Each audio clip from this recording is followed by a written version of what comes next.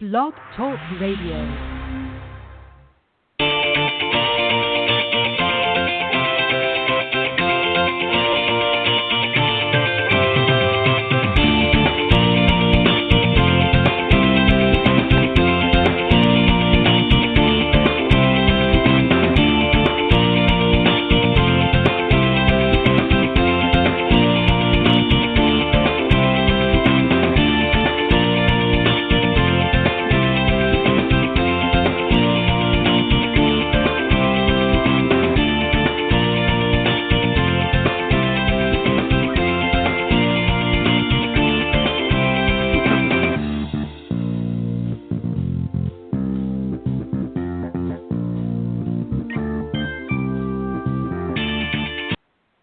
All right, good evening, everybody, and welcome to Golf Talk Live. I'm your host, Ted Odorico, and welcome to another Thursday evening edition of Golf Talk Live. It's May 5th, already into the first week of May, hard to believe. I don't know where the year's going, but it seems to be traveling quite quick, so we'll hopefully slow things down a little bit and enjoy our summer before we get back into a few winter months. It just seems like we got out of winter, and now here we are already into spring and on our way into summer. But anyways, enough of that. I got a great show for you tonight. I got a great guest. Doing a little bit of a special Coach's Corner tonight. I've got a very special guest coming on here in just a moment. Tim Kremer. He's actually been on the show a number of times before, both as a guest and also as a panelist on the show. And he, of course, is the president and founder of Spirit of Golf, LLC. I'll do a little more intro here in just a second. But let me remind everybody, of course, we are live every Thursday nights from 6 to 8 p.m. Central or 7 to 9 p.m. Eastern Standard Time for those of you on the East Coast. And I think it's 4 to 6 on the Pacific Coast. So thank you for joining us live. If you want to find out where the link is, go to blogtalkradio.com/Golf Talk Live, or you can just go to blogtalkradio.com and just type in Golf Talk Live up in the search key, and that will take you to the main page. And as I said, Thursdays from 6 to 8 p.m. Central, we are live. But for some reason, if you're not able to join us on the live broadcast, not to worry.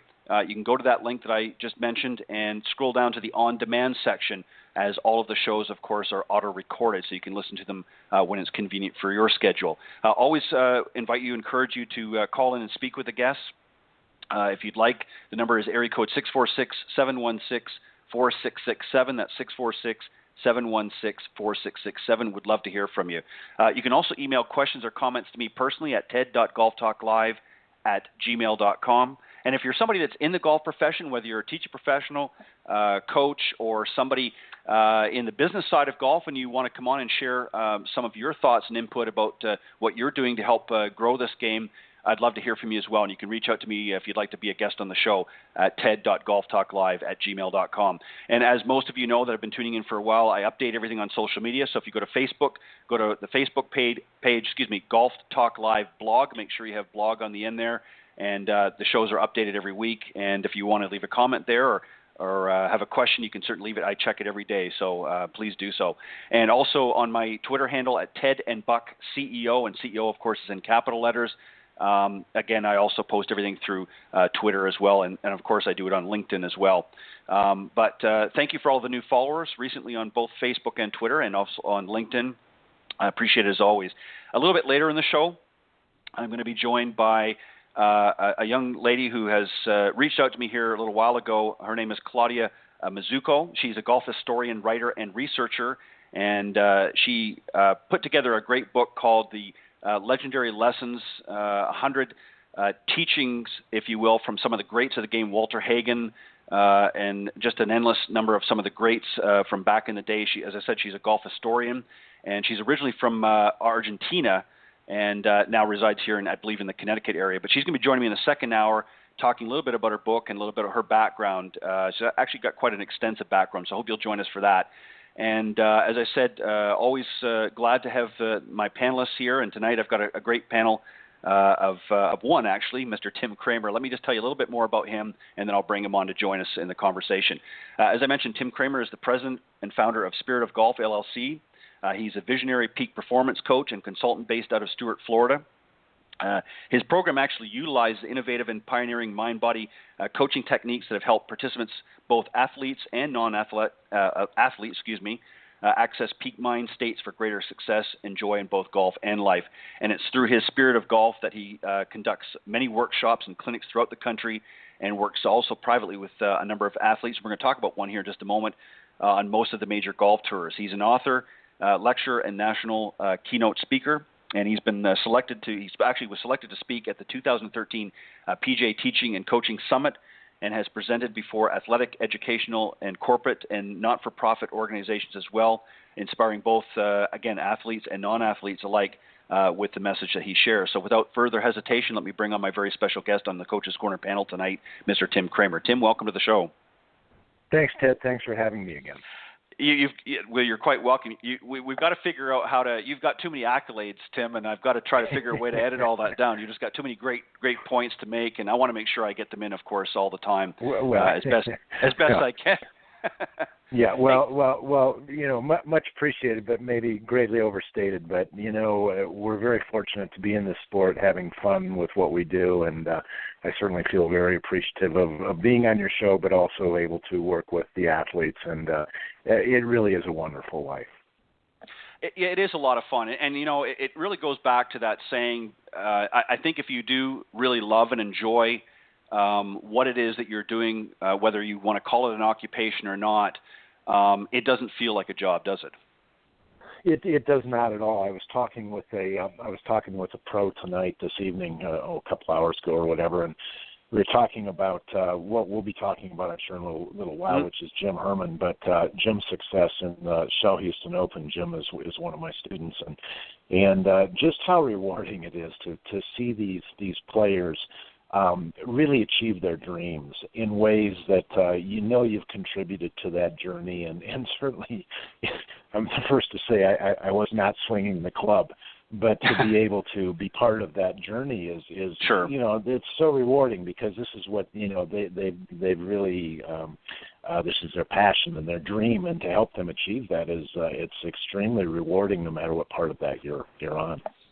Yeah, and you raise a good point, and we're going to talk about Jim here in just a second. You raise a really interesting point, because it's true. You may not be the person, the architect, if you will, swinging the club around the golf course, but you do play a key and integral role, in helping players like Jim have success out on the golf course, because it's not just a matter of having a great golf swing and good ball striking. There's a lot of other components as well to being an athlete and a great player. And this is something that you specialize in that maybe he doesn't, and this is where he draws from your experience and your expertise to be able to help him navigate around the course from an emotional and a mental standpoint as well. So let's talk about him. Obviously, as you mentioned, it's very exciting to have one of your students have success on the PGA Tour. Of course, you're talking about the Shell Houston Open. That was just, I believe, the week before the Masters, so he was successful in winning that. Pretty exciting. What were your first? Tell me, before you get into the story about that, tell me what your first words to him were. Obviously, congratulations, but what were your first words to him? Well, just how impressed I was. For those who saw the tournament, the 18th. Well, first of all, he chipped in for birdie on the 16th hole on a 3-par, and he's been working very mindfully on his short game for some time. And that's just exciting to see. But what impressed me the most was there was a backup on the 18th hole, and he stood on the tee for I guess 7 or 8 minutes before he could even hit his drive, and then water all the way down the left side and bunkers all the way down the right side, and he just stood up there and absolutely he just pipes it 320 yards down the middle of the fairway, and it didn't surprise me. But at the same time, I was probably more nervous than he was. I mean, I'm just sitting there, and yet to see him do it is just that's what's so rewarding, and to see him calmly do it and then step up and win the tournament. This was his first time in the final group, and I was talking with some people. I don't know how many people on the tour, how many guys on the tour have ever won their first event the first time they're in a final group. I mean, most of the time there's a learning curve there and a growth curve, because they do get very, very nervous, and he really handled it like a champ, and that's what I was so happy for him. It didn't surprise me, but again, it's so rewarding to see that work pay off. And it's interesting, just for those that are tuning in that maybe, don't understand really how big of a deal that is. When you've got a time delay, they're thinking, going through their heads that, 7 minutes isn't very long. It is when you're in the heat of the battle and you're standing on a tee. 7 minutes seems like an eternity because really there's a lot of possibilities. It can take them out of their rhythm. It can be a distraction in many ways. Obviously, these guys and gals that are at this level have very good mental focus, but at the same time, even they can sometimes be derailed from their thought process with in fact, there's been many players over the years, Rory Sabatini comes to mind, where slow play has actually agitated them so much that they actually become very angry and understandably so agitated. They're playing for a lot of money. The bottom line is they're playing for a lot of money. They're playing for the win. And so for whatever the reasons may be, when you're delayed 7, 8, 10 minutes on a tee, especially on 18, the Sunday of the tournament, that's a big deal. Well, it is very potentially a big deal, and I have to say that the skill that we've worked on over the past several years has really been, and Jim is so good at this, is his ability to what I call staying in the now, in the present moment, and so when he notices stories from the past, when he's dragging in old stories, or he's getting too far in front of himself, out in front of the future, what it may mean and whatever, he drops those very quickly and just goes back to his breathing. His caddy is wonderful, and they were out there and they were smiling and joking around a little bit and whatever. He stayed loose, and he's really got an uncanny ability to do that. And but you can have that uncanny that ability to do that and still doing it. That's a whole other issue too, and that's what I was so happy was when he just did it, and that's really exciting as a coach. And obviously, as a player, he was just on cloud whatever the rest of that week. Yeah, so it was cool. And the reason why I wanted to point that out is because, a lot of times, and I'm not talking about some of the critics that you see that are in the media, but, you get a lot of the couch critics, as I call them, and, they're saying, well, what's the big deal and all that, but it really is a big deal when you're, there's a lot of emotion that these players are expelling in a tournament to begin with, and then you add, a delay of whatever magnitude coming into play. Again, it can really derail. And there have been players that literally, I won't necessarily go as far as to say that they've lost a tournament, but have struggled, holes afterwards because of those delays. So it is a big deal, and I think people should appreciate and understand the value of walking up to the tee and hitting it 320 yards down the middle with trouble on both sides or potential trouble on both sides. After having a fairly lengthy delay. So that's, kudos to him for having the strength and the ability to do that, but also for you as his coach to help, work on his focus and that to be able to allow him to do that. There's a lot of play there on both parts. So it's not just, him swinging the club, it's what you're doing as well. I want to talk about a couple things here, tonight, Tim, with you, Tim, for a number of reasons. And as I mentioned to you off air, what I did was I went to your website, myspiritofgolf.com, and went through some of the website and pulled some things I want to talk about. And the first thing I want to talk about, which was really kind of intriguing, and I want you to just kind of explain a little bit the importance of this. And some people, when they first hear this paragraph, may not understand this, but I'm sure once you put it into context, it'll become abundantly clear. I took from yesterday, of course, today is the 5th of May. Yesterday, the 4th of May, your thought of the day. You have one, of course, every day. And this one was for May 4th, 2016. And it starts off, and I'll read it out, and then I'll get you to respond. The trillions of cells within the body are in constant communication with each other, either in a state of ease and flow or tension, resistance, and disease. As one cell relaxes, every cell relaxes. As one cell tenses, the whole body, muscles, joints, organs, etc., tenses too. The missing link for most is the connection between thoughts and cells, since no cell has the ability to move freely outside of the thought impulses it receives. Try, though we may, to get physical improvement on any level in spite of poor cellular communication, action is trumped every time by attitude and belief. So explain what you mean by that, first off, and why is that important for golfers to understand that? Yeah, well, basically what I'm saying is that it really, even within the context of the swing, everything is starting as an idea. the best analogy I have of that, if you take anything that was ever invented in humankind, be it a light bulb or a table or the wheel or whatever, it always began as an idea in imagination first.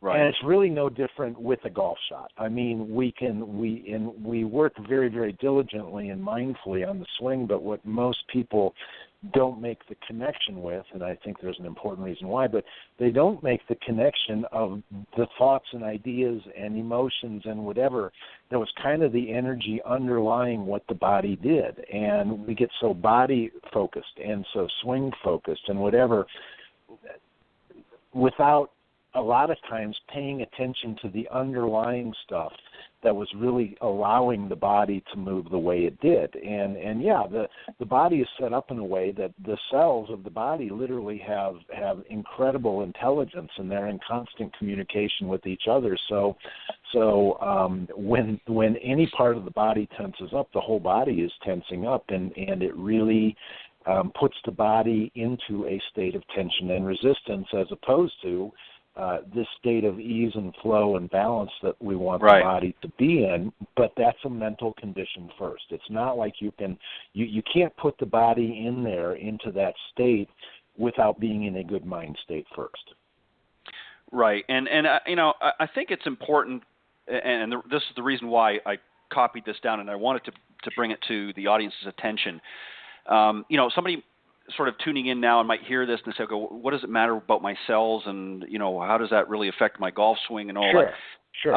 And it doesn't on its own until you understand that our bodies, what we put into our bodies, what comes out of our bodies, and I don't necessarily talking about what am I looking for here? The word I was looking for, in our daily function. Even. Yeah, nutrition going in, but also. There are obviously toxins come out of our body and that, but if we don't take care of ourselves, then it affects our mood, it affects every aspect of our lives. Oh, absolutely. And if you're somebody that, all that, yeah. Right. And if you want to, be successful on the golf course, you have to take care of yourself first, because you're the extension. I mean, the golf club, everybody seems to think, well, if I swing the golf club harder, if I swing it, I'm going to be a better golfer. And there is a certain element of truth to that. If you're a good ball striker, yes, it's going to help your game. But if you're out of shape, if you're lethargic and tired all the time because of poor nutrition or poor exercise, and you're not taking good or a poor attitude, that'll drain you just as quick as anything.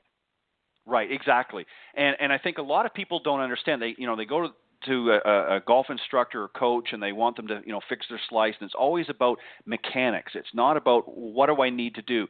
And the sad part of it is, Tim, to be honest, and I've had this discussion with many other coaches and teaching pros out there. One of the biggest gripes that we have is everybody comes wanting these quick fixes, and they don't want to. And it's not just a matter of putting the work in, but they don't want to really do a proper self-assessment and say, what can I do? They say, well, what can I do to be a better golfer? And, they come up with all these scenarios, and it's just not realistic. So I took some things from your website, and I want you to – we'll go down point by point, and I want you to sort of expand on it, talk about it, what you meant by it, and then – how it's sort of applicable and why it's important for those that want to become a better player, whether they're an athletic individual or a non-athlete. Awareness is the first one I want to talk about. Why is that important? Why do we need to be aware, and what do we need to be aware of?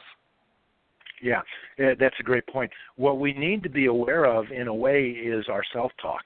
And does our self-talk feel positive and optimistic, or is our self-talk filled with doubt and disbelief? Because, again, the self-talk is what fires up the body, including the muscles and joints of the body. So it either moves in this state of ease and flow or tension and resistance. But that all begins with self-talk. And if we're really not aware of the stories that we're telling ourselves, we've kind of got no shot, because we're just running things on autopilot without an awareness of how our self-talk is affecting how the body moves and our ability to swing a club, to score, whatever. It really boils down to, an awareness of the story that I'm telling myself right now before I'm about to hit this shot. Do I feel it's believable? Do I feel it's not believable? Am I doubtful? Those are energies we most of the time don't deal with because we're so busy in the mechanics of the swing. And Ted, Right. This is not to knock the swing. I love the golf swing. I love Sure. equipment. I love the golf swing. This is not that talk at all, but this is just saying you can have the greatest swing in the world, and we see that on tour every week. All you have to do is look down the practice range. But it is making a plea for the awareness to what's my belief factor right now? How aware am I of my level of belief or disbelief before this shot, one at a time? And that's a great point. And this goes to, and you raise sort of an interesting question here. When you talk about going down the line of players on any practice tee at a major tournament, they all have an internal dialogue. How much does, let's say for an example, a lot of players focus on, if I can just make it into the top 10, are they in a sense setting themselves up for failure in one aspect because they're looking at it, as long as I can get into the top 10, I'm good for next week or I'm good for such and such. By doing that as their internal dialogue and not, really looking at more positive things to energize them for that week, are they kind of in a roundabout way setting themselves up for failure?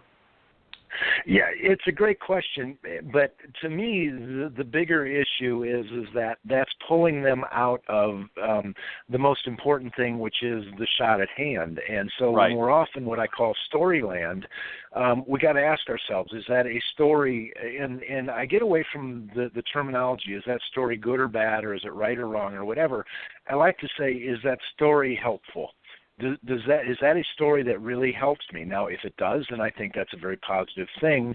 But if it doesn't, and by the way, Ted, as you know, most of them don't, then I would suggest that, yes, that story has the ability to, in some ways, introduce tension into the body and keep them out of a state of peak performance that they would be in if they were totally immersed in the shot at hand with no story attached. Right. And the other thing, too, that I think that our amateurs out there need to understand, and I guess what I meant by that internal dialogue as well, is if you go up, I'll give you an example. If an amateur goes up to the first tee, and let's take that same scenario that Jim was. Now, I know it was on 18, and maybe you've got some water on the left, and you've got a fairway bunker, what have you, and there might be some, stream or something going across. Right away, the professional's looking, okay, where do I need to place the ball? Where do I need to position myself to give myself the best chance for the next shot? What the amateur or high handicapper looks at, gosh, there's water on the left, there's a stream up there, there's this. So they're looking at the trouble, and they're not focusing on a positive. So automatically they've set themselves up for failure because they think, well, I might as well just, pick up and drop it on the other side of the creek because I'm not going to be able to clear it anyways, and I'm more likely either going to end up in the water on the left or in the bunker. So right away their internal dialogue is negative to begin with, and that's obviously going to affect them, correct? Absolutely, and that's very much what happens. But what I also experience in my coaching practice is that you'll get the players and the better amateurs and whatever, and they're like, oh, there's water on the right. Now, I know that I am not supposed to focus on the water on the right. I know it's there, that's fine. Right. But I know I'm not supposed to focus on it because if that's what I focus on, that's where I hit the ball. So I'm going to focus on the middle of the fairway. So they focus on the middle of the fairway, or they think they're focused on the middle of the fairway. But here's the deal, is that energetically, on an emotional level, they're still into don't hit the ball into the water. They're not really energizing like the touring pros do. They're not energizing middle of the fairway. They're energizing what they don't want to do. Now, they're giving lip service to don't hit it in the water, but that's not where their energy's at. So let's take that same scenario, Tim, and let's just kind of shine, if you will, the difference between a professional and an amateur. Why is a professional? In other words, what does a professional do differently than, say, the amateur, given that same scenario that we just discussed? How is he or she able to overcome that? Yeah, it's really a lot of practice within the ability to really stay focused on the target, but I think more importantly is the belief that they can carry it off. a highly trained professional is going to believe, I think, more than an amateur that they can hit it to that spot, whereas an amateur is going to kind of question whether or not they can hit it to that spot. Now, the one thing I would add, though, is that week to week, and this is where I think even most of the players on the tours, they're not always tapped into states of belief either. I mean, they still see water on the left side and water on the right side, and they still go into fear responses too. But I would say that they're better some weeks and not as good other weeks. That's why certain courses set up better for them than others. But by and large, yeah, I do think that we talk about this intangible called belief, and that's really where the action's at in golf is as I stand there about to hit this ball, what do I really believe? And if we can't get belief out in front of performance, we've got a problem. Yeah. And that's not easy to do. No, and you know what, it's understandable. Again, I think it also becomes a confidence issue. I think because the players are confident in their ball striking ability, they're able to be more assured of that they're going to have success. Even if it's 7 times out of 10, they're going to be able to put it in the position in the area that spot in the fairway or area of the side of the green that they want to be on, whatever the case may be. They have that confidence. True. And obviously, so that's, there is certainly a correlation between the ball striking. You do have to be a relatively good ball striker, but at the same time, you don't have to be a Hogan or a Snead or any of the top players of today. As long as you can hit it, for argument's sake, 150 yards relatively straight and consistently, you can play any golf course virtually in the world, and you can, easily break 100 if you allow the strategy side to sort of take in and not worry about, making the perfect golf swing. I want to move on to the sorry, go ahead. Oh no, I was going to say absolutely because one of the things that I've experienced with the mini tour players and above and whatever, and not all of them, of course, but we as spectators, that course is so beautiful and it's gorgeous and this and that and whatever, and they're out there just playing connect the dots. They're not into it. Now, do they appreciate the beauty? Yeah, they do. And are they grateful and appreciative of their lives? Yeah. But this is their job, and they're playing connect the dots. They're not playing beauty of the golf course. They may notice it, but that's not it at all. It's like they're playing from point A to point B. Yeah, exactly. They've mapped out, their trip, if you will, their navigation. They've tapped into their internal navigation system and say, okay, how do I best navigate around these 18 holes in the least amount of strokes possible? And that's essentially what it boils down to, in its simplest form. Yeah. And I think that they, their thought process is actually less than I think most amateurs, in the sense that most amateurs have so many thoughts running through their mind while they're navigating around those 18 holes that it clouds the important ones that they need to have, that internal dialogue that they need to be focusing on. And I think this, too much clutter sometimes it's like a messy room. You can't walk from point A to point B because you're tripping over your, laundry hamper and all of the clothes that are whatever. And it's true. If you look at in its simplest form, that's really what they're looking at. And then Tim, it gets into this state of paralysis by analysis. I mean, you're right. Their brain is so filled with this could, but if this doesn't, then this might. Yeah, but I'm not so but then there was last week. And before long, it's just like, no, this is what I want to do. Hit it right here. That's it. That's the only thing I need to be focused on. And the other thing too, which is always interesting, is certainly professionals will make a change here and there, but when a professional walks up to a golf shot, whether it be in the middle of fairway or what have you, they're fairly, I would say, 99.9% confident that this is the club in their hand is what they're going to use to execute the shot. Now, occasionally, if gusts of wind are coming up, they may go between another choice. But normally, most cases, they'll make a confident selection. I mean, I don't know how many times I've seen amateur players walk up with 3 or 4 clubs in their hand on a shot, and they're sitting there scratching their head. They don't know what to do. And again, it boils down to confidence. But again, it's because they're overthinking the process. They're not looking at, okay, what is it I want to, what's the shot I want to make? See, the professionals look at the shot. They say, this is the shot I need to make to do what I want it to do, and what club is going to execute that properly. Whereas the amateur is sitting there thinking, well, God, and they've got 1,000 things going through, and they're not thinking about the shot. They're just thinking about what club should I use. I'm 150 yards away from the green, and they're focusing on the club more so than what the shot is that they want to execute. Absolutely, and this is where I say that I really encourage players to go with their initial gut impulse. That generally is the impulse that they want to stick with. And, that's the difference between listening to your gut hunches and the head and the thought process. You can always trick yourself into thinking something out of that gut hunch, and most of the time it doesn't do you any good. Yeah. I agree. And this is really what I want for us to sort of articulate tonight, and one of the reasons why I wanted to take some of these points from your site, because you really sort of get into in-depth explaining, and a lot of people, miss this. They don't understand this, and they're focused on the wrong areas of their golf game. And I think if they focus more internally and sort of clean up that house, if you will, I think they'd be more than surprised at the results they're going to get. Which moves me on to the next one, mind-body. Is that an energy system, as it were?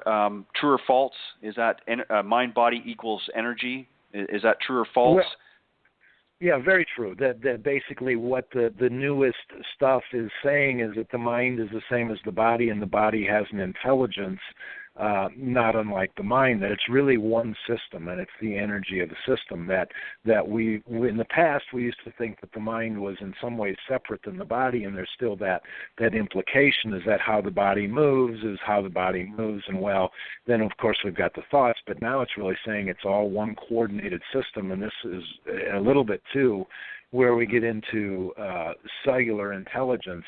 And by cells, we could talk about body, or you could talk about muscles, or you could talk about joints, or you could talk about whatever, but just that they're moving most efficiently when the thoughts and emotions are in sync with how the body's moving. And so just to look at it as a coordinated system, a mind-body system, or a body-mind system, that the body has intelligence, and the intelligence is not just limited to the mind. Right. The body actually has an intelligence of its own, that's very much in sync with the whole thing as a system. Yeah, well said. Law of attraction kind of goes to what we've been talking about here, but maybe explain a little bit more what you mean by law of attraction, and why is that important? Is it what's coming out of our mouth, the thoughts that are in our head? If they're negative coming out, is that attracting sort of negative responses and so forth? Explain that a little bit more. Yeah, well, that's the one thing, several years ago, the movie came out called The Secret, and a follow-up movie on quantum physics called What the Bleep Do We Know?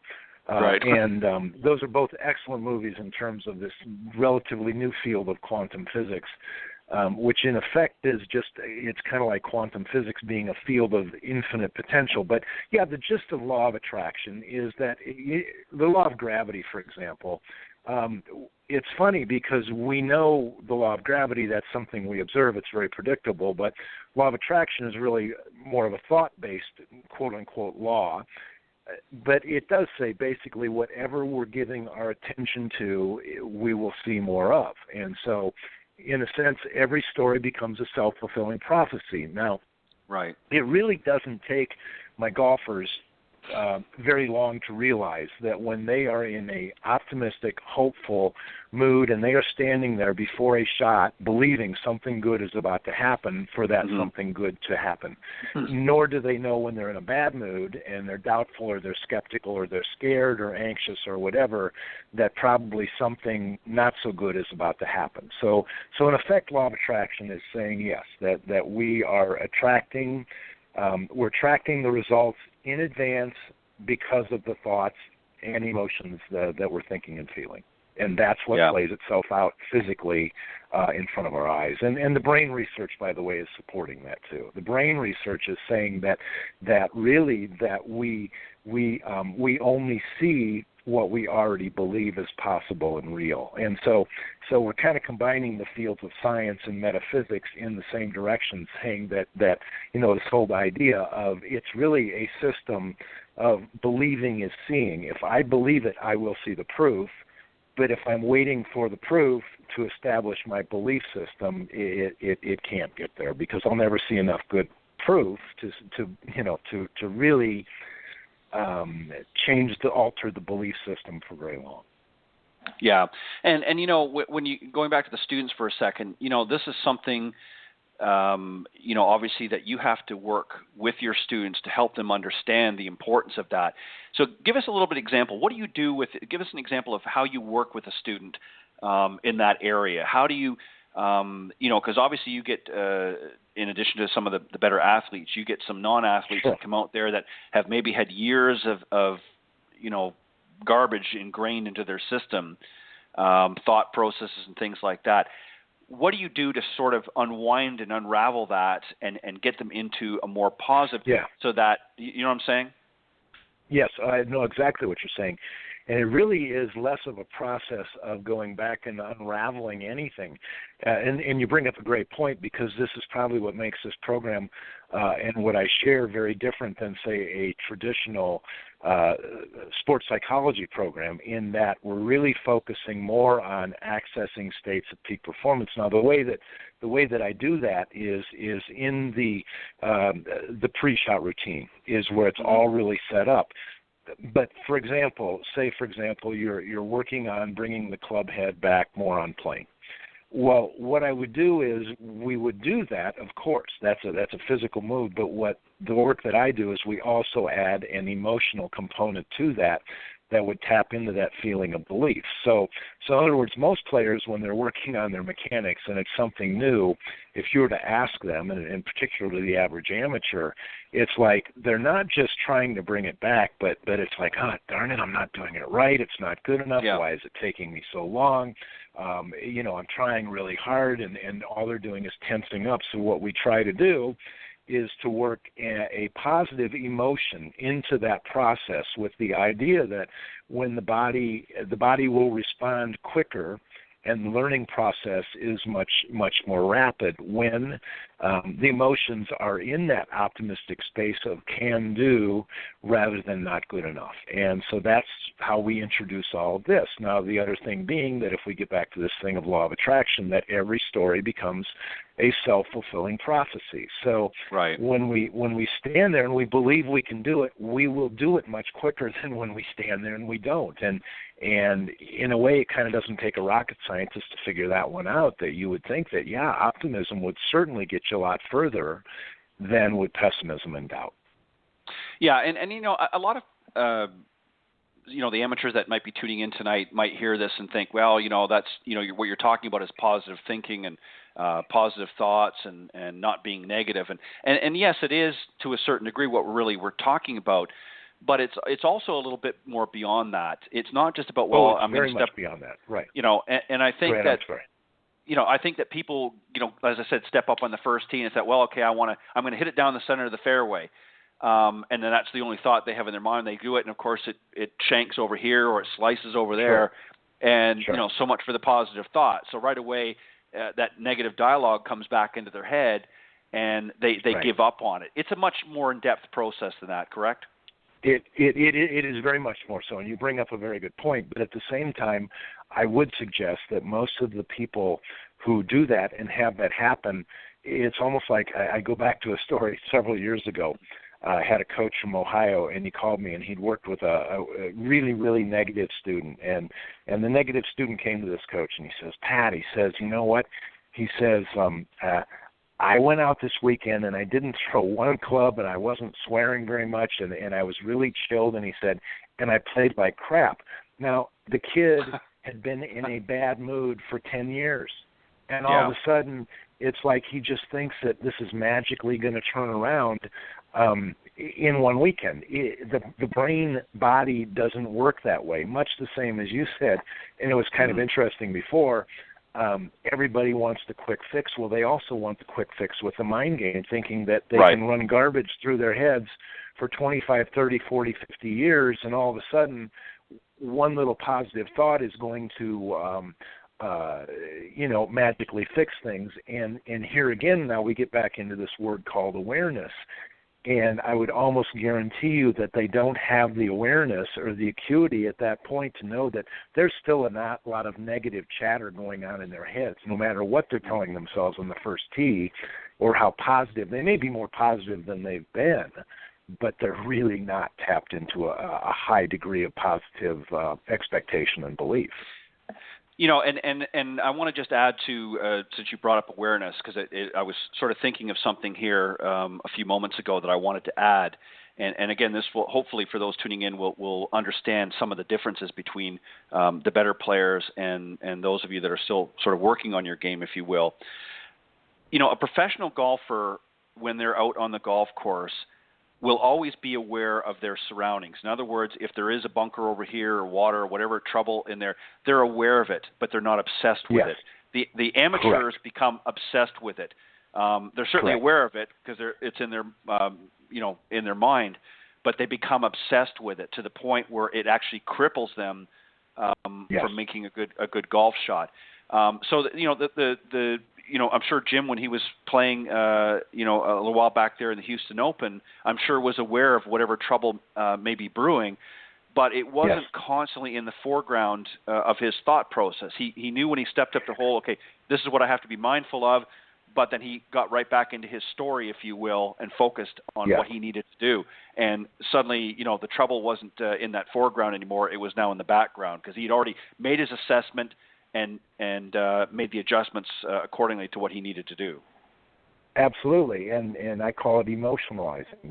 They're not emotionalizing problems. Yes, of course, you have to be strategic, and you have to notice water, and you have to notice out of bounds, and you have to notice all that stuff. But they're not emotionalizing what they notice. It isn't a problem for them. It's just taking in data. That it's kind of like, well, matter of fact, but you're right. The average amateur is like, oh no, and the average amateur also is dragging in the past. Well, yeah, I was here. Every time I come to this hole, and man, I always do this, and they're just dragging up, stories that serve them that don't do them any good. But they're also adding a lot of negative emotion, which is really the energy that we work with, is the emotional energy. They're emotionalizing it in a way that their body is just in this stress mode. And then, no small surprises as to what unfolds. Exactly. Would you say this is a fair assessment or a fair statement of what you do through your various workshops and clinics and seminars, that really essentially what you're trying to do is help the individuals create a new story? Absolutely. But to understand also, what's really important is to understand, and it's kind of like the analogy that I give. When a song pops in your head, for example, did you choose the song or did it choose you? Right. That's a great question. And really, they come to the conclusion, well, no, the song just popped in my head, and so I didn't deliberately choose that song. Well, the same is true of a story. So, yes, we're trying to get them to change stories. So how do I find a better feeling story? And it's just as true with stories, that stories are really popping in our heads. We're not going and choosing the story. It's kind of coming there, and we notice it, and we say, oh, yeah, I like that story. So then we back up a little bit and we say, well, why did that story pop in my head in the moment that it did? And here's the key, is it pops in, every story pops in response to your emotional frame of mind. When you are in a good mood, when you're in the zone, the only stories that will pop in your head when you're in the zone, which I do consider to be an emotional state of mind, the only stories that are going to pop in are those positive stories. And at the same time, when you're in a bad mood, the only stories that you're inviting in are the not happy ending stories. And so really, this is what is kind of so much fun with the work, is that just by managing the mood, we take care of 99% of the mind game. Really, we do by just managing emotions and the mood, and then the thoughts that we receive. The stories that we receive, the stories that we notice, come in accordance to the mood that we're in. Yeah, you're exactly right. And there's I think everybody has triggers in their life. When you're a child and something happens and something triggers that memory, negative or positive. And essentially, I think the professionals have sort of mapped themselves out in such a way that when they come to a familiar hole, let's say, it automatically triggers the thought process that they need to be able to navigate around that, as you said, the song pops in their head. Well, in their case, the story, pops in their head of how they're going to play that hole. And I think what happened, you led to, so I'm going to ask this as a question, of course. You talked about in the zone. Let's explain so that people truly understand. I know you did a little bit, but maybe a little bit more depth. What it means by being in the zone. Because everybody has a different analogy of it. Yeah. It's funny because the athletes that I work with, all of them know what the zone is, and I guess that it's just like this blissful mind state that you go into when you're out there playing, and it's where movement slows way down, our concept of time slows way down.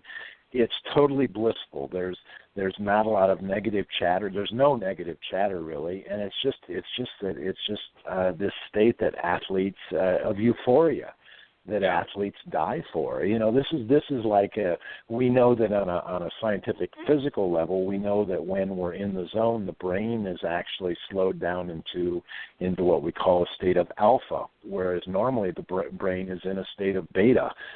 Beta being a lot of thought going on and thought impulses going on. Well, when we're in the zone, it's like in alpha. It's la la land, and it just athletes love it because there's no critical energy. There's there's none of that. And what I do teach in the clinics that I do is we can. This is a huge point to really look at. Is most time I'll ask somebody how they got in the zone, and they don't know.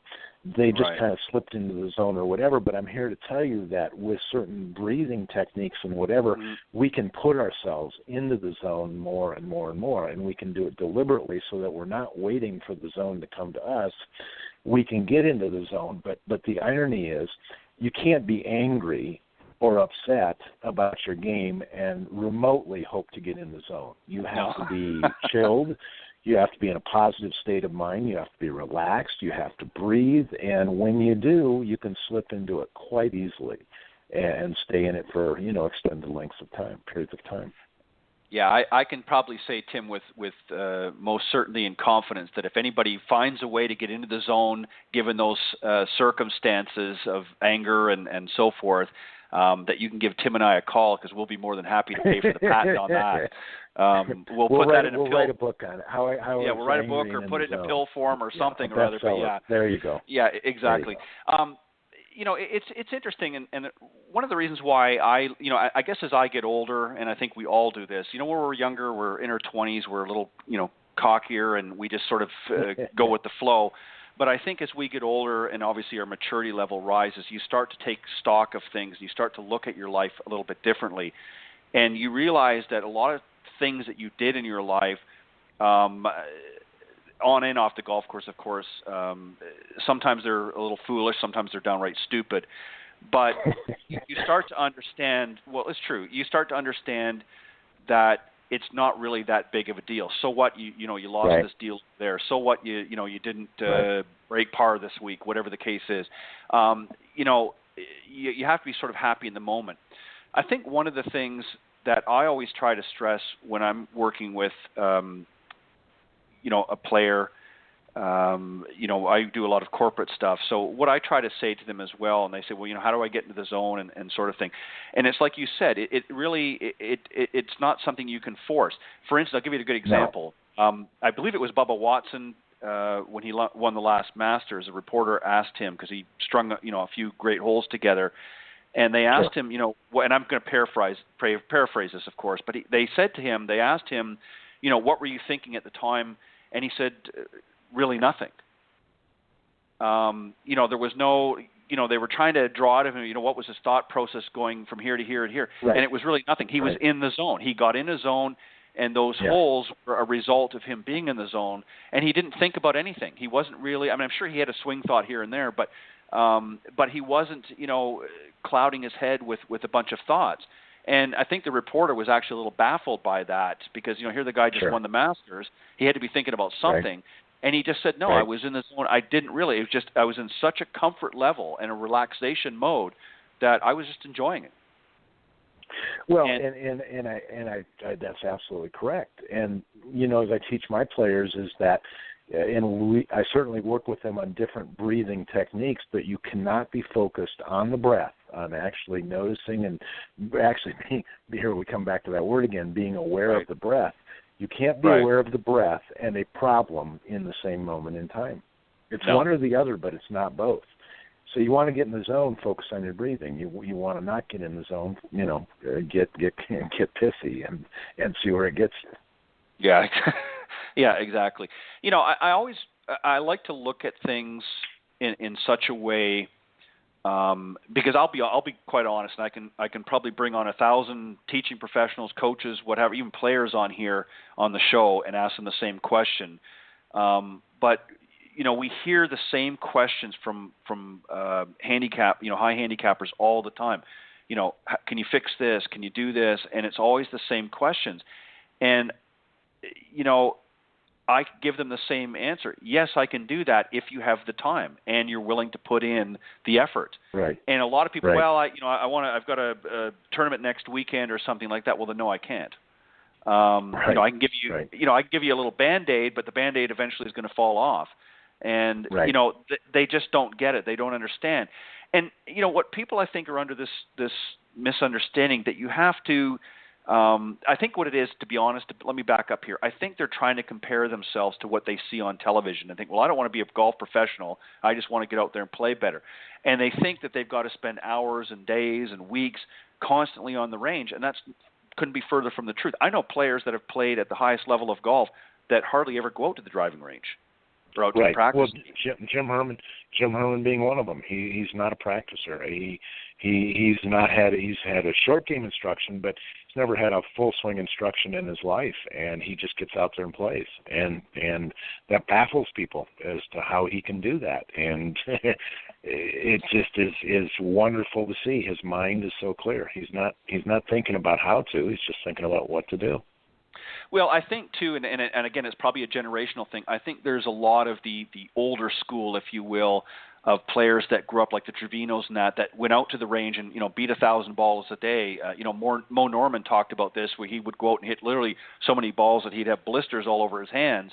And it certainly worked for him at that time. But now there's so much information available out there to become a better player that you don't. I'm not saying you certainly don't need to go out and practice, but you need to practice with a purpose and not just hit balls hoping that some miracle is going to fall from the sky and you're going to become a better golfer, because it's not going to happen.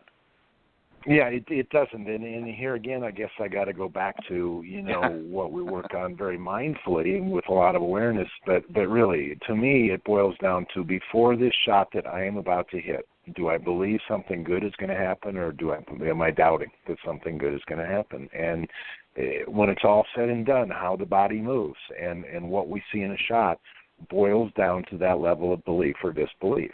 And we don't really work on that very much. We don't work on confidence. We give it lip service, but we don't really teach players how to access it.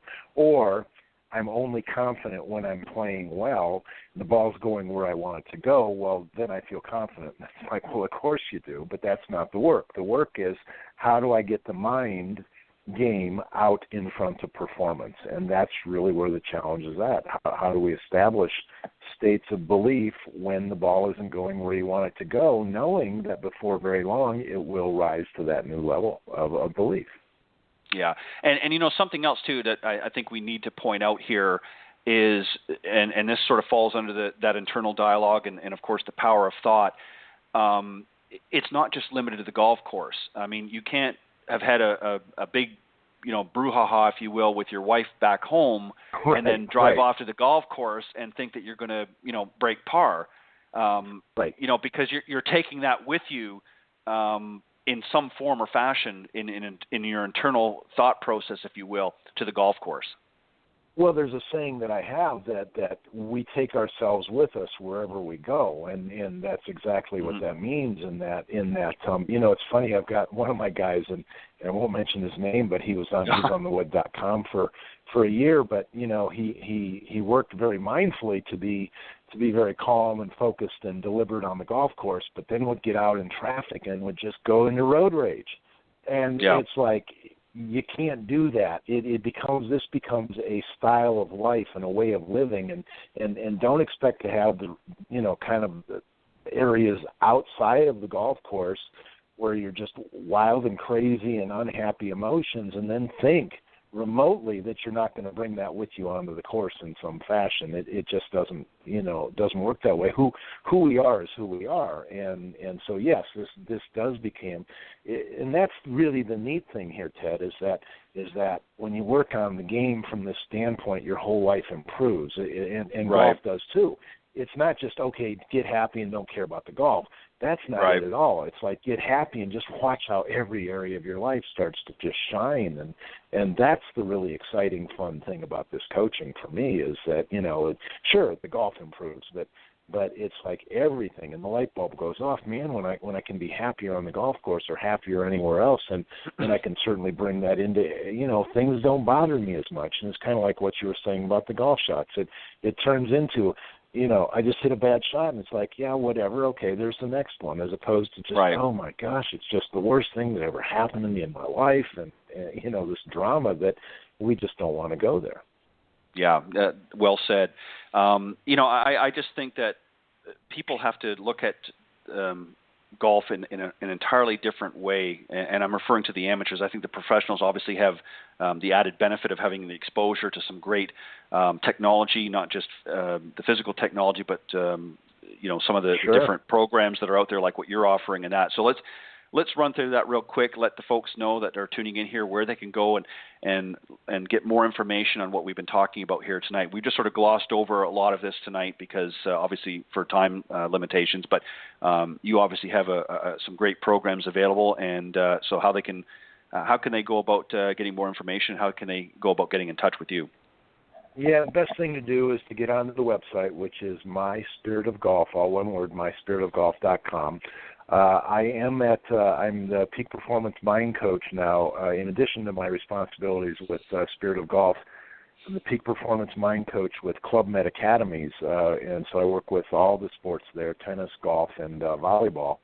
And I have workshops and clinics and stuff every week now at Club Med Academies, which is in Port St. Lucie, Florida. It's kind of the home base now for Spirit of Golf. That's the best way to check into the program, and of course my contact information is all on there, and my phone number and things like that, and we've got a fabulous book out called Skills and Drills, and it really 18 chapters worth of very practical skills that anybody can use in terms of the mind game and refocusing and telling new stories and things like that. So highly recommend that as just, a kind of a simple way to really start this process. And so would love to hear from you or have you come to Florida and attend an event.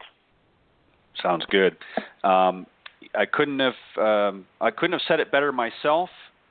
Tim, you did, as always, a fantastic job. I enjoy having you on the Coach's Corner panel for some discussion tonight, and I think, hopefully those listening tonight have a little better understanding. Again, we kind of glossed over some of the areas tonight, obviously for time issues, but again, if you want to get more involved and learn a little bit more about what we've talked about here tonight, you can go to Tim's website, myspiritofgolf.com, and all of the information is very eloquently laid out there. And as Tim said, you can get in touch with him there as well if you want to get in depth a little bit more. The book is available now, you said? Yeah, the book's through the website, or it's also on Amazon. And the one thing I might like to add just in closing, Ted, is that what's really important to me is that the clinics that we do, they go beyond theory. And certainly we theorized a lot tonight in terms of the mind game and how it works, et cetera. But actually the clinics, we get out on the range and we assimilate these practices and these skills so that we just don't leave people hanging inside the head, and that, okay, we actually show them how this work is done in the routine, in the pre-shot routine, and during the swing itself, and during the post-shot routine. And so there's actual skill development that combines the mind stuff with the swing, and that's what really makes it a very powerful program. Very well. Very well said. Thank you again, Tim, as always, for coming on the show. I appreciate everyone that comes on and giving of their time. I know we're all busy, and it's not always easy sometimes to break away from schedule or family time. So I appreciate you guys doing this, and it means a lot to me, and I know that the audience enjoys tuning in as well. So, Tim, thank you. Have a great weekend, and I look forward to having you back on the show. Thanks, Ted. Always a pleasure, and you have a great one, too. All right. Thank you, Tim. Bye-bye. Bye-bye. All right, that was my very special guest on the Coach's Corner panel tonight, Mr. Tim Kremer. He's the president and founder of Spirit of Golf. And as I said, he's a peak performance coach and consults out of the Stuart, Florida area, and also part of the Club Med group as well. Does some great programs with them as well. So definitely go to his website, myspiritofgolf.com. And you can pick up some very useful information as well. I got another great guest coming on here. As I mentioned, she is a golf historian, a writer, and a researcher. Her name is Claudia Mazzucco, and she's going to be coming on here in just a moment or two. But I want to remind everybody, I forgot last week, got so involved in the conversation, to remind everybody, of course, about the Golf Talk Live Major Champion Couples Contest. We're running a contest here. It was introduced on the Thursday eve of the Masters by myself and my good friend, Mr. Byron Casper, who is an international PGA member and instructor and son, of course, of the legendary professional golfer Billy Casper. And just to give you a quick rundown again of the contest, what we're looking for you to do is to submit to Golf Talk Live contest@gmail.com is the email that you submit it to. Go to Golf Talk Live contest@gmail.com. And what we want you to do, the Masters, of course, is already passed, but you have the U.S. Open, the British Open, or referred to as the Open Championship, and, of course, the PGA Championship a little bit later on.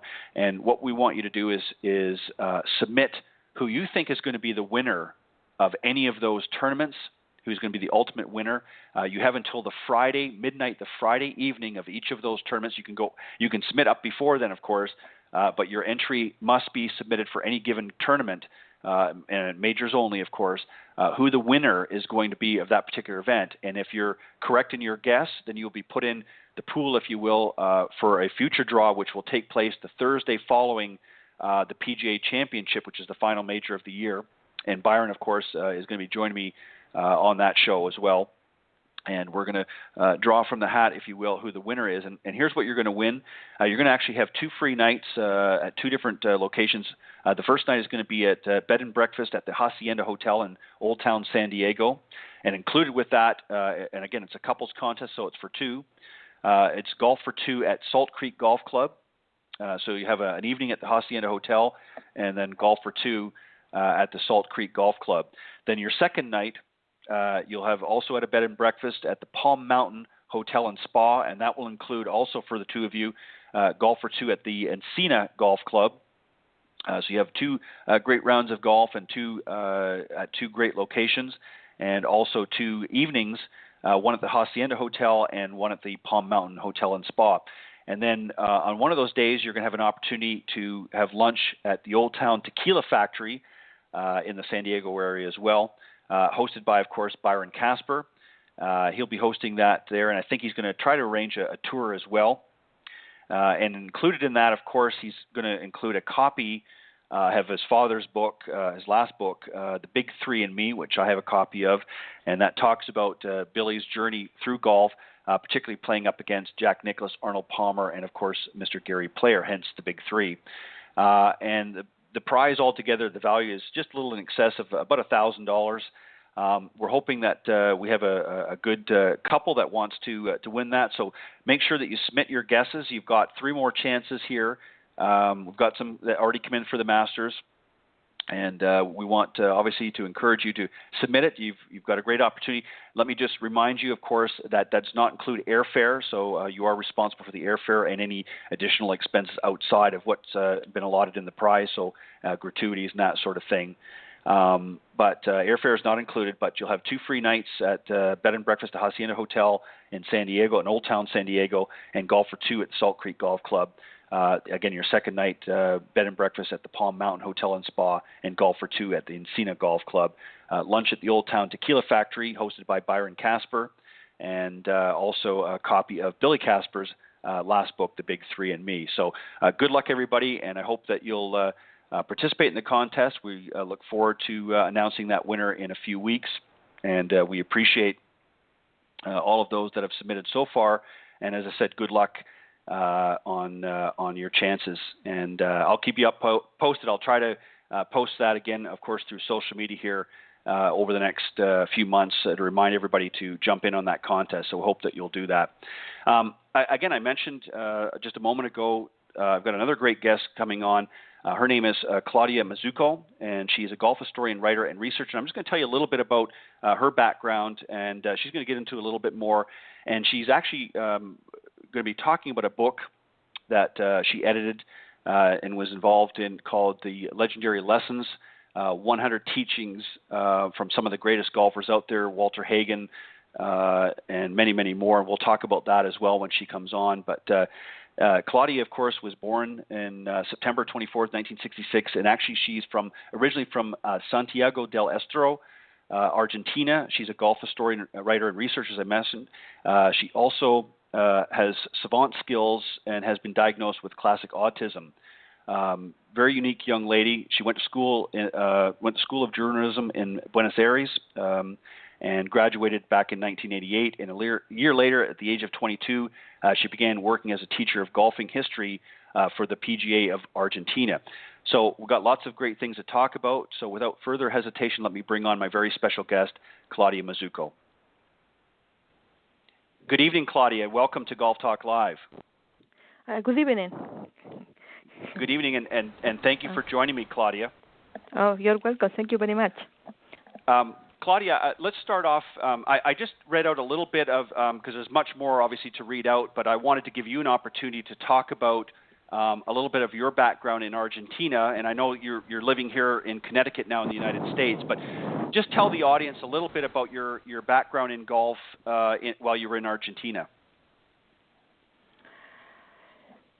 Well,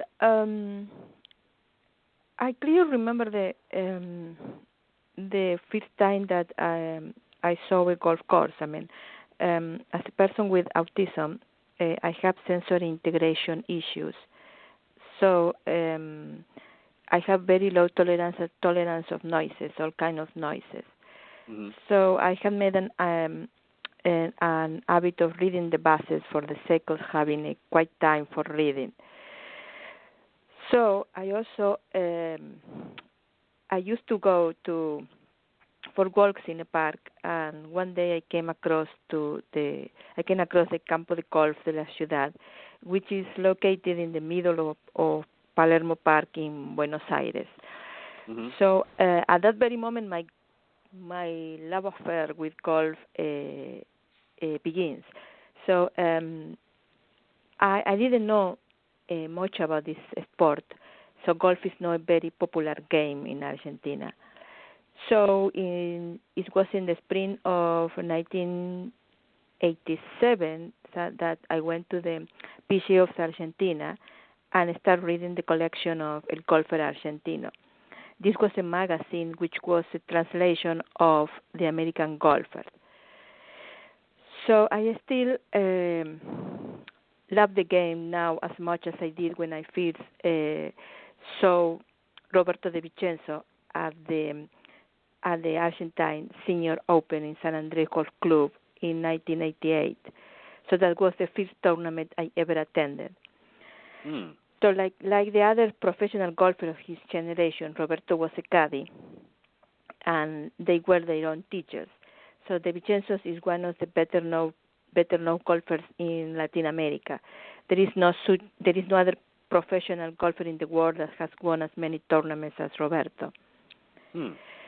So so then, as you mentioned, I started teaching history of golf in 1989. So that I also created the whole historical database of the PGA of Argentina and the Argentine Golf Association. So I used to be the librarian at the Argentine Golf Association. So that is turning out to be a 10 years job. So. Wow, and let me just I want to read something else from your bio because I found it very interesting and I want to share it with the audience. Yes. For a number of years, I think for about 6 years, you actually traveled around to various major championships and assisting with the media credentials for some notable tournaments. The Ryder Cup from 1995, 97, and 99. You also traveled the U.S. Open in 1998, 2000, 2001. And, of course, the PGA Championship in 99 and 2001, and then the Open Championship, which was also referred to as the British Open back in 2000, 2001. And you actually received the PGA Award from the PGA of Argentina for your contribution to the Argentina Pro Golf. Yes, exactly. And you've been a journalist for a number of years, again, with various magazines and that in Buenos Aires. And then also what was very intriguing is you, as I mentioned in the monologue there, or in the early part, you moved to the United States back in December of 2005, but you wrote with a gentleman by the name of Max Adler the story of how golf really saved you from severe autism, and it was featured in the Golf Digest in July 2013, and you provided me with a link, which I'm going to put up on my social media a little bit later on. But how did golf help you with autism? What was specifically about it, or did you learn that was able to help you through some of your difficult times? I use the game as a brain healer. Mm-hmm. So I learned that a person who is able to concentrate and focus can do almost anything. So besides focus and concentration, I think that people with autism and golfers have also other things in common. One is that we are both visual thinkers, and two, we pay more attention to details. So I think in pictures that are like videotapes in my imagination. Right. Golfers also understand concepts visually. Mm-hmm. So I mean I think that the swing of golf take less than 2 seconds to happen. So it is impossible to remember what you have to do. So you simply visualize the swing and follow through. So I think that we have a lot of common, and that is why it happened that I fit right in golf. No, you know, yes. Yeah, go ahead. Sorry. No, I was saying that this is the way that golf helped me. Besides the fact that, as I say, a person with autism usually thinks in pictures. And when I started to connect with the game, I started to read magazines, not only the American Golfer or Golf Illustrated, but also modern magazines like Gold Dishes, which are these magazines are basically made by pictures right. Of the swing that show how to play a game. So it was the picture that helped me to create a sequence of thoughts in my brain. I start to learn the game, and even I learned English by myself reading Gold Dishes. So, oh wow! So I educate myself in the language, in my second language, by reading the magazine, by reading Gold Dishes. Wow. Listen, that's an incredible accomplishment to do that. So that's a credit to Golf Digest for helping you to understand a little better the English language. So they need to take note of that. Let me just point out one other thing, and then I want to get into the book. I've got some questions for you about your book that you've introduced. But also during your period of about 9 months or so, you worked as a researcher for Back9 Network, who many of the people tuning into the show will know who I'm talking about. In fact, they published a number of articles back in 2014. Yes. And then we'll get into the book and that. So you've written a lot of articles for different folks out there in the golf industry and that. Give us an idea, just a very short idea, some of the types of articles that you're writing. In Argentina, I have writing for almost every magazine that was published about golf during the 90s. I started writing in Naughty Golf, first covering the national tournaments of the Argentine Golf Association, and then I started to make interviews with players, and then I went into history of golf. I mean, in the end, I become an expert in history of golf. So basically, right now I am doing research and writing about the history of the game, the champions, and its tournaments. It's like the majors, tournaments, right. The majors. Right. Now, when you obviously do a lot of research for your books, and I want to ask you, what made you decide to write the book or pen the book Legendary Lessons, which features some great players I mentioned, Walter Hagen, Bobby Jones, Harry Vardon, and Grantland Rice, just to name a few. What was the reasoning? Why did you decide to write that, pen that particular book? What was it about the stories that you have in the chapters? Why did you write that book? Yes, this book is like Plan B. So, okay. I am not an instructor or a PGA Tour player. So I am a teacher of history of golf. Right. So I always try to teach from the point of view of art and creativity. So since that I moved to United States 10 years ago, I wanted to write an anatomy of the creativity in golf, seen through the games of Hagen, Sean, Hogan, Smith, Palmer, Nicklaus, and Severiano Ballesteros. So I think that it was going to be something like Creating Minds, which is a book written by Howard Gardner. So, but anyway, so far I couldn't write this book, and I started to. I began to explore the American Golfer and Golf Illustrator at the digital library collection of Los Angeles 84 Foundation. So and then I created a page. I created a page on Facebook, The Art of Playing Golf. And part of learning to update this Facebook page, which is in the subject of golf history and instruction, I'm learning to entertain my followers. So I gradually started exercising different ways to present these timeless teachings to modern golfers. So also in my page become a forum for the theories that I had learned from Roberto Di Vincenzo and the American Golfer writer. So eventually I came to redefine my goals and priorities, to which Legendary Lesson was the first example of a new style. So perhaps that is the beauty of the American dream. There is always a new beginning, no matter where you come from.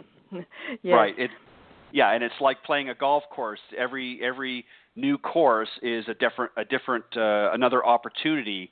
At a new game. So just because one game ends another one can begin. So, it kind of falls along with that. How long, Claudia, did it take you to do the research and put this book together? What kind of a time frame was involved in organizing your thoughts for Legendary Lessons? 3 years.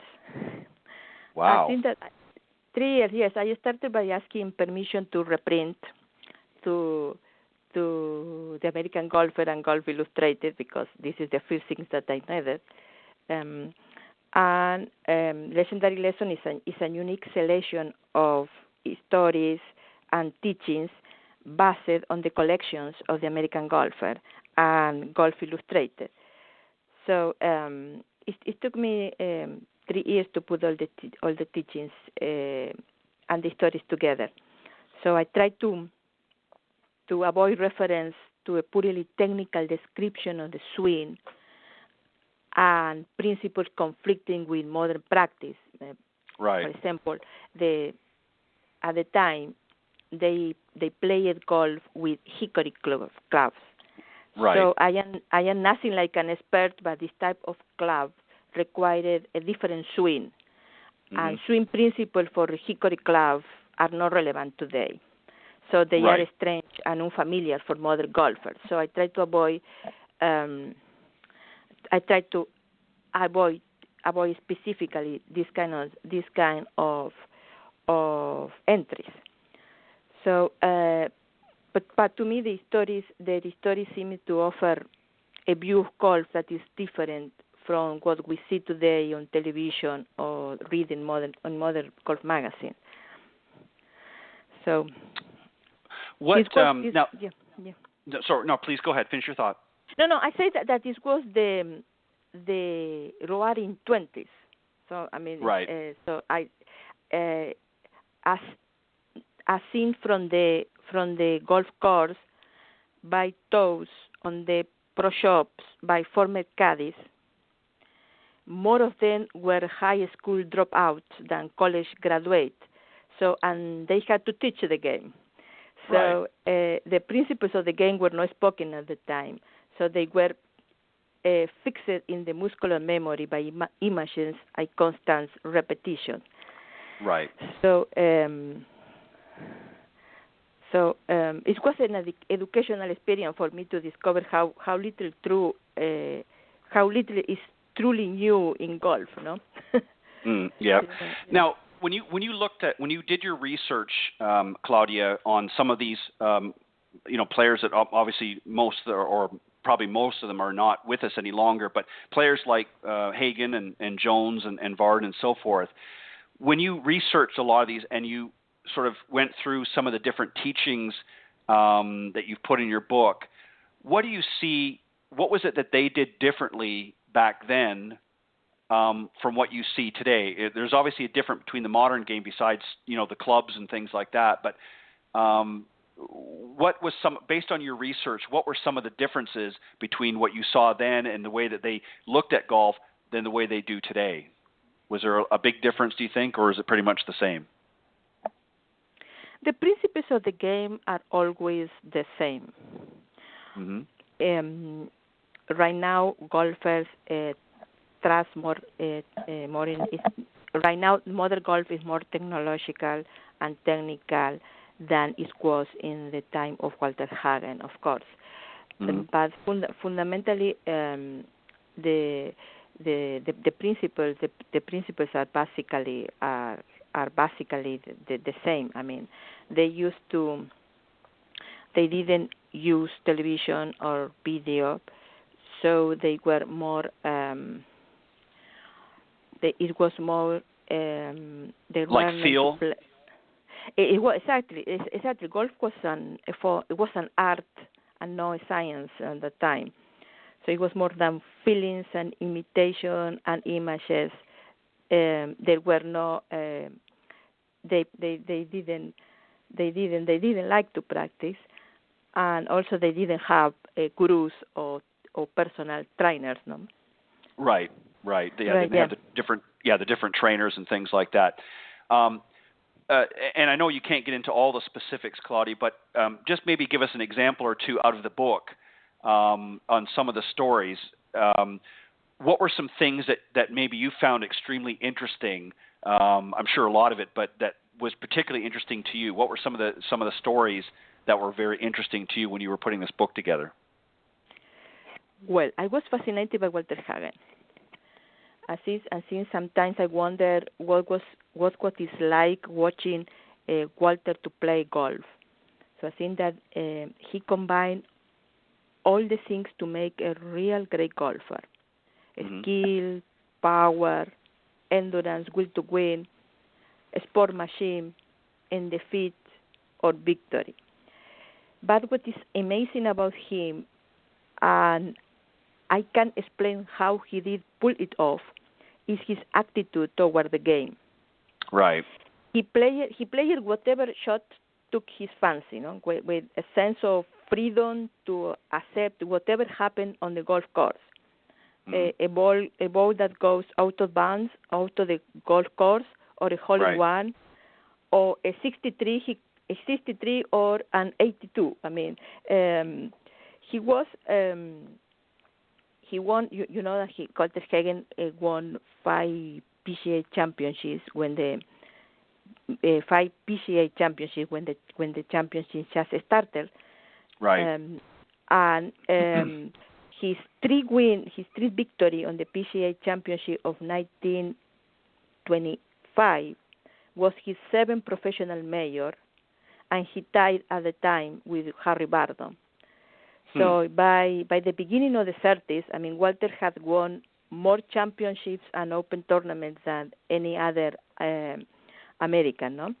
So he was also someone who enjoyed the good things in life, didn't write his own theory of golf.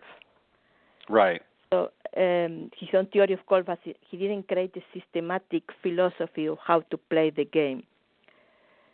So I would like to invite the golfers to look at the autobiography of Walter Hagen, how he played the game, what he won, what he thought, not for the sake of being entertaining, but being able to learn from him. Right. Do you think, is there a golfer today, Claudia, that you see that kind of reminds you a little bit of some of the golfers that you wrote about in the book?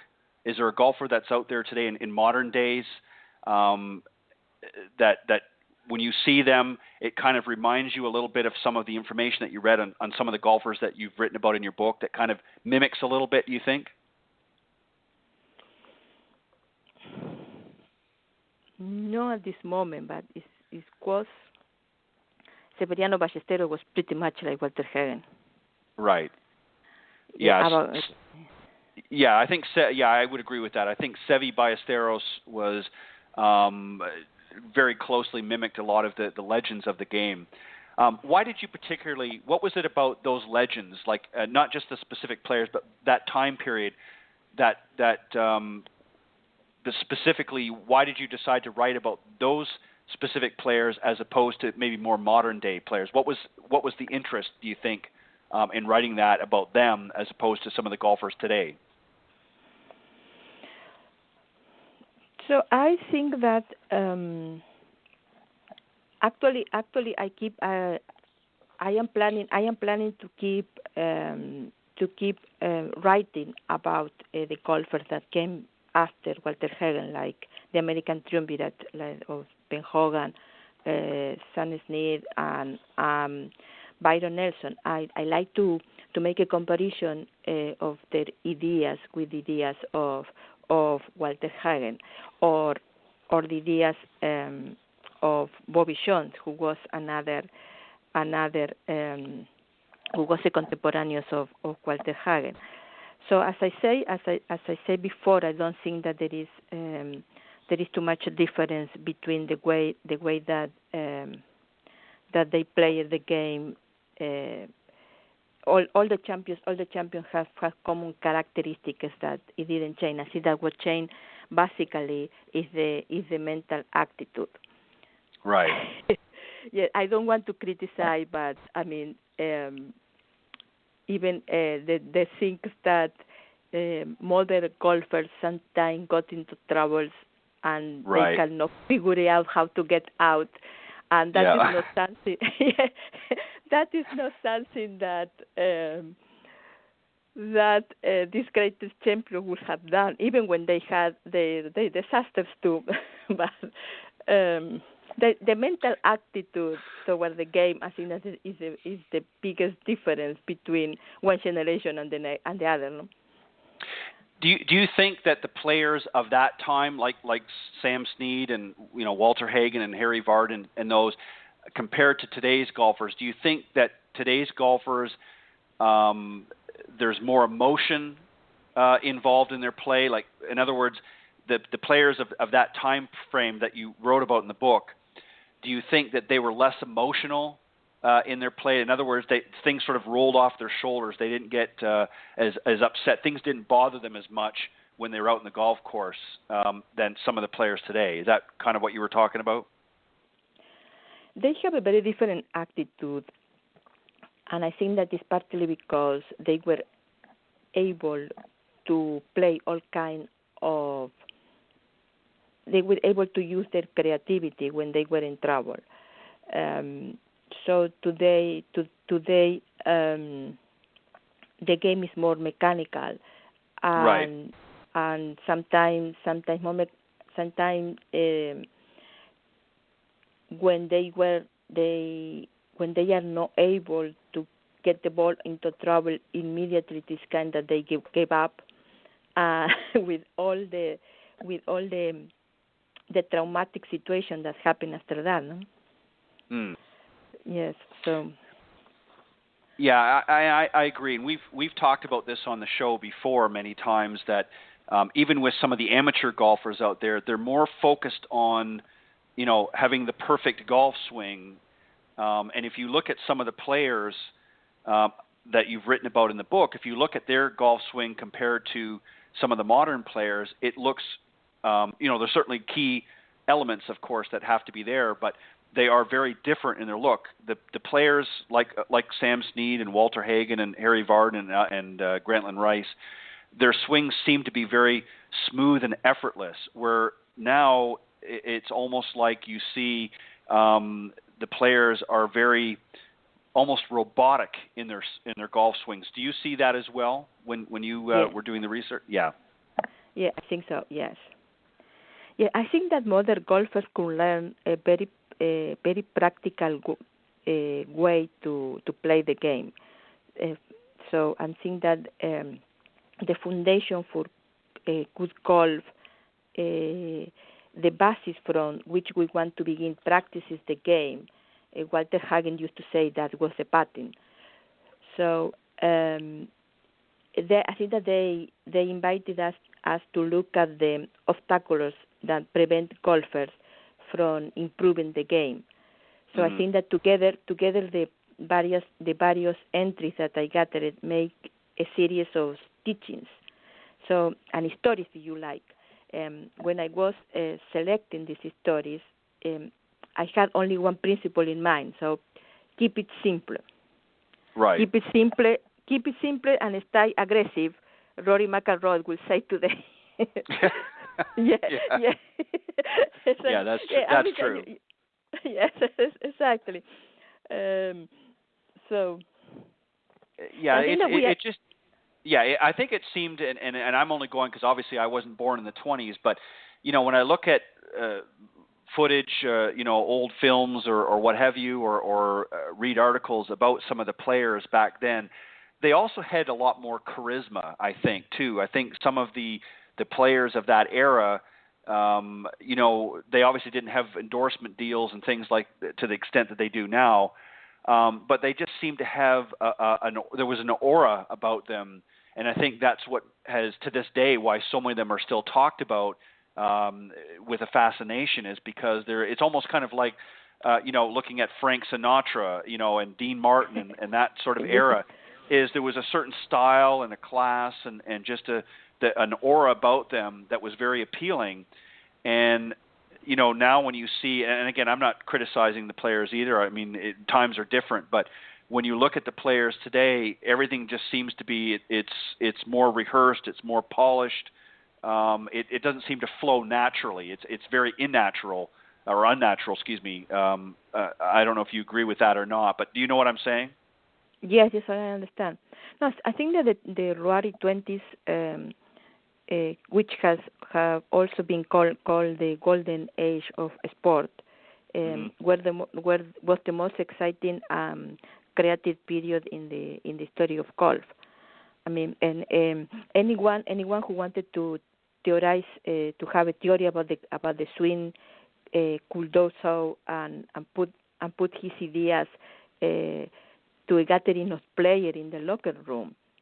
Right. Which I think this is missing today.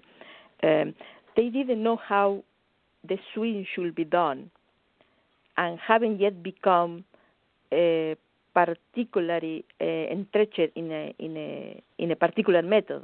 So nothing was wrong for them because they didn't know what was right in the swing of golf.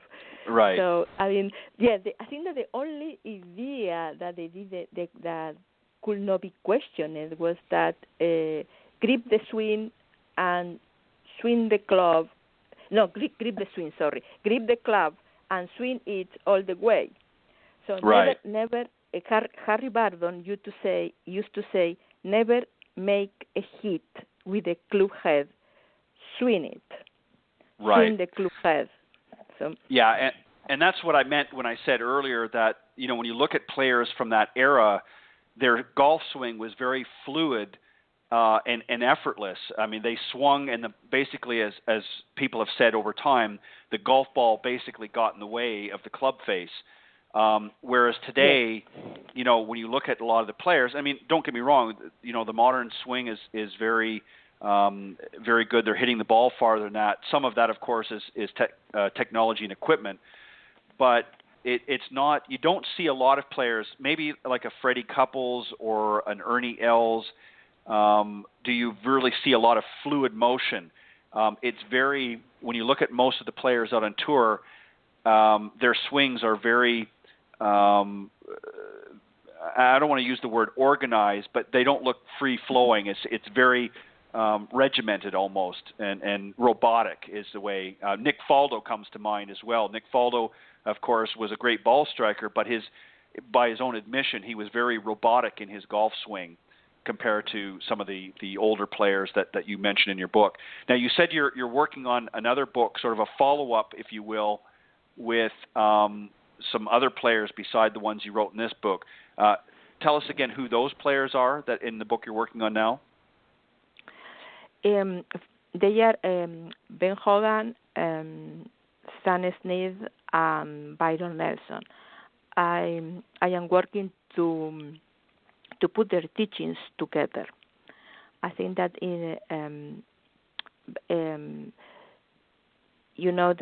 probably Ben Hogan has written the greatest bestsellers in golf. Probably the only book that you will need to learn the game, that is the 5 fundamentals. Right. But I don't try to reproduce this book, but I try to present Ben Hogan under a different light and summarize his philosophy of the game along with the philosophy of his greatest contemporaneous that were Byron Nelson and Stan Smith. Stan Smith in particular is a very interesting character who also theorizes about the game a lot. So I am working, and you also, of course, don't forget that they were not alone in the 30s, 40s, and 50s, that they were whole generations of players like Karim Dilikov, like Paul Russian, like Julio Boros, and international players like Peter Thompson, Bobby Luke. Right. So that was another fantastic time for golf to grow up all around the world. No? That was the time when Roberto De Vicenzo, my Argentine idol, started to play the game and to travel to play the British Open. Now, Claudia, let me ask you: are you planning in the future to maybe do a book or something and include some of the great women golfers? Maybe like a Nancy Lopez or, Annika Sorenstam is more modern, but maybe some of the older players, Kathy Whitworth, there's a lot of great female players. Are you planning at maybe sometime in the future, maybe doing some writings about some of the really famous or well-known female golfers that grew up in the LPGA? Yes, of course. Actually, I forgot to mention that my book, Legendary Lesson, contains many teachings written by women golfers okay. all the time. Yeah, like Joyce Watered and Glenn Barrett. So yes, of course. In my research, women are also included. They have a lot to say about the golf, and they are more practicals than men in playing the game. They have a lot of they have a very particular and interesting philosophy that I would like to also, of course, to use in my next book. Yes, of course. Yes. Very good. At the time that I was mentioned, the time of Ben Hogan, that the circuit of professional women golfers started, something that was in 1950. Mm-hmm. Yeah, so, that's right. Yeah, that's right. Well, that's good because with the growth of women's golf now, I think it would be very interesting from an historical standpoint to really allow, because obviously some of the young players that you see out in the LPGA now, probably, they certainly know who Nancy Lopez is and some of the other, players that are still, alive today and that. But there's a lot of women golfers who were pioneers in their own right, much like the men were, in helping to start, even start the LPGA, that a lot of these young girls may not know who they are. And it's good to have a little history as well, where they're concerned and somebody that they can relate to, and draw inspiration from. So that's good. So the book that you're working on now with, you're talking about Byron Nelson, Sam Snead, and some of the others, are you just starting that now, or are you partway through it, or when is that going to be available for print? I don't have yet the publication date. Oh, okay. So have you just sort of started it now? Like, is it in its early stages, or are you sort of maybe halfway through, or where do you think approximately? It is almost done. Okay. I have an incredible material to choose from, so I am trying to be very selective in the teachings that I am going to include. They are material that that the lessons of Ben Hogan were first published by Life magazines. Mm-hmm. So Life magazine has also published many articles written by Sam Snead that I think nobody has read from in 50 years at least. So I think that this will be very interesting for the modern golfers to learn a little bit more of Sam Snead, what he thought about the game. That is really interesting. Yeah, who is? There's a couple of players that come to mind who are very interested in the history of golf, more so, than some of the modern players. But Ben Crenshaw was a player who was very fascinating, and Tom Watson was another one. But I remember years ago an interview that Ben Crenshaw did on the Golf Channel when the Golf Channel was in its earlier stages. He talked about how he was really considered himself a golf historian in his own right. He had many of the old books, if you will, that were written years ago, and really, was very nostalgic for him.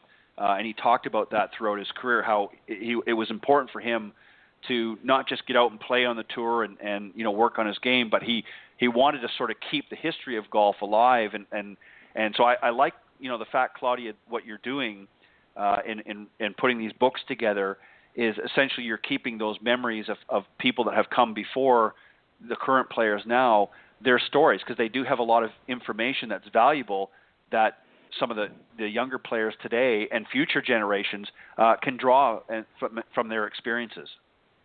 Yeah, exactly. Speaking of Ben Crenshaw, I mean, you know that Harvey Penick was his teacher and coach. Yes. And one of the things that when I just learned in English, one of the first things that I did was to begin reading Harvey Penick's Little Red Book. Now in its original language. Penick had an outstanding ability as a common sense teacher, right? And he actually took many of his notes from the golden age of sport. Right. Also Penick used to remember that the rounds that he played with Walter Hagen or Byron Nelson. So he's the teachings, all the stories and that Harvey Penick wrote in his Little Red Book came from teachings that he heard and listened during the 30s, during the time of Walter Hagen. Right. Yeah, and I remember, as you said, Ben Crenshaw and that, and Tom Kite, of course, was another student of his as well. Exactly. Yes. And they spoke very highly of, and I remember during, I think it was don't quote me on this, but I think it was the '94 Masters that Ben Crenshaw won. I believe that was the last one that he won, and that was around the time that Harvey Penick, of course, passed away, and. And again, don't quote me on the date, but I believe it was in 1994 that Ben Crenshaw won that tournament. No, what year was it? The next year. 95. The next year, 1995. Yes. Yeah, I mean, right. Penick died on April 2, yes. 1995. That was right. a Sunday. That the Sunday before of the Master. Yeah. So Ben Crenshaw came from Augusta to the funeral. So and then he went to win the green jacket that week.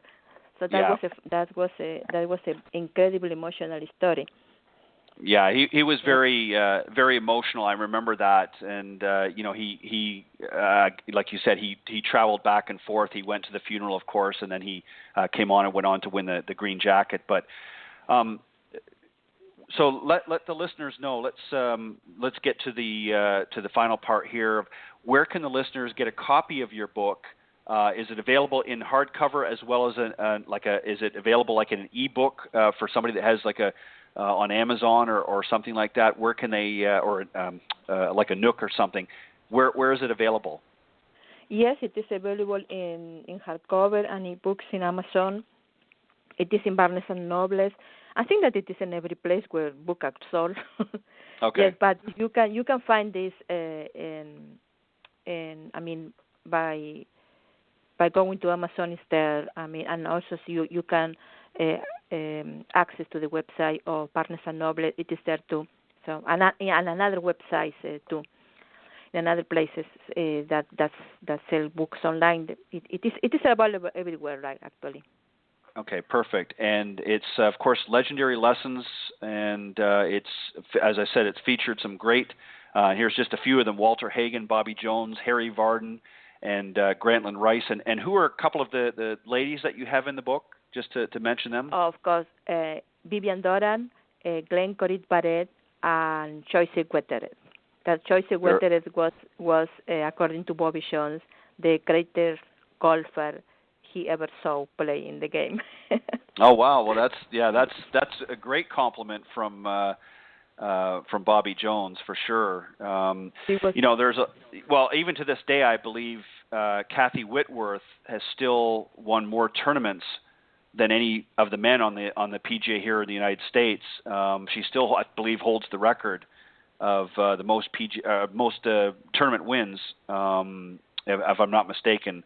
And she was a great lady, and I actually have interviewed her on another program that I do on Tuesday mornings called The Women of Golf with LPGA professional Cindy Miller. And she was actually our very first guest, and she was very, very nice, very humble, and a lot of people had some great things to say about her. So maybe in a future book you'll write something about Kathy Whitworth, and she's just very well loved throughout the LPGA Tour, and of course she now plays from time to time on the Legends Tour for the women.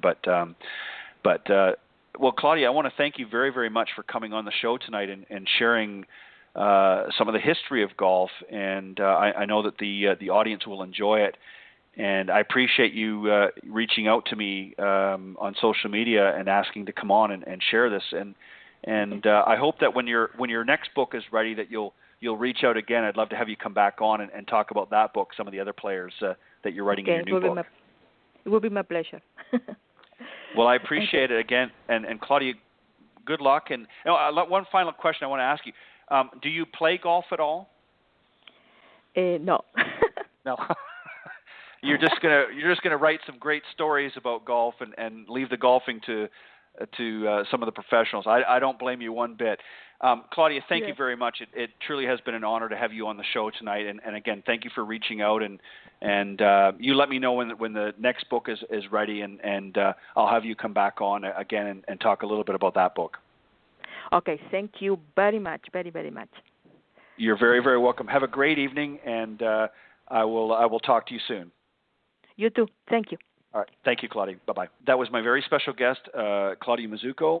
Excuse me. As I said, she's a golf historian and writer, and of course, as you heard through the conversation, a researcher, originally from Argentina, and has moved here back in, I believe, 2005, and now resides in the Connecticut area. And very, very interesting. Written a lot of the teachings, as I mentioned. Her book is called Legendary Lessons, and from some of the best golfers from in around the 20s, roaring 20s, as she put it, and just a lot of very interesting stories. So I suggest that you go on to Barnes & Noble if you haven't already. It's been released this year, or also on Amazon.com, and just type in Legendary Lessons and by Claudia Mazzucco, and it's definitely a worthwhile read.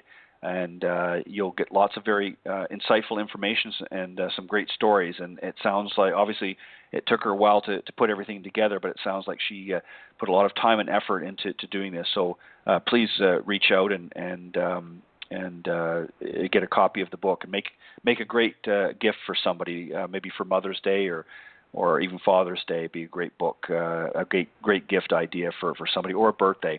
For that special golfer in your life. But anyways, again, thank you to my guests tonight, Tim Kremer and Claudia Mazzucco. Thank you very much for joining me on Golf Talk Live. And don't forget to join in on the Coaches Corner, the Golf Talk Live Major Champions Couples Contest.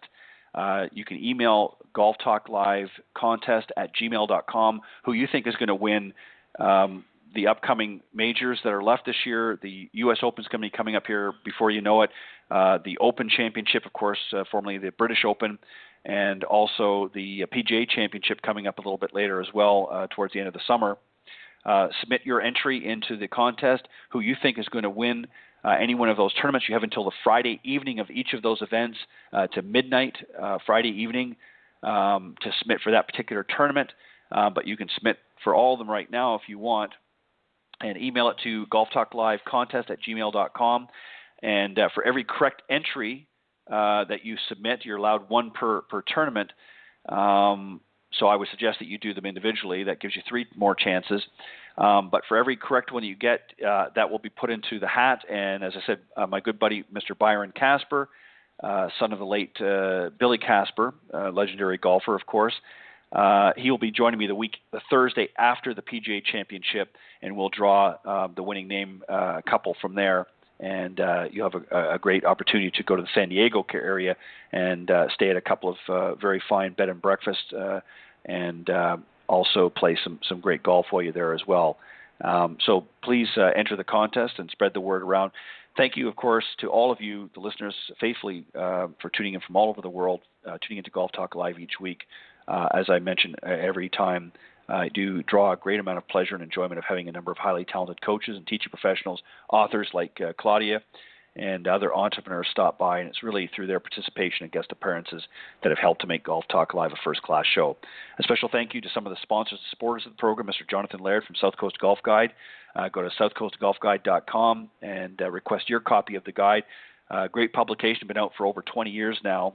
Jonathan's been working hard and putting that together with some great golf courses in the southeastern part of the United States, from Texas right over to Florida here. A lot of great courses in there, some information how to contact them, and just a little bit about the course as well. So make sure you go to southcoastgolfguide.com and request your copy of the guide. And also check out the website, southcoastgolfguide.com. A lot of great information, some specials on there as well from some of the courses that he has in his publication. You may be able to get on a little cheaper tee times, so check out southcoastgolfguide.com. Meredith Kirk, as always, thank you, Meredith. She'll be coming on here in a little over a month's time.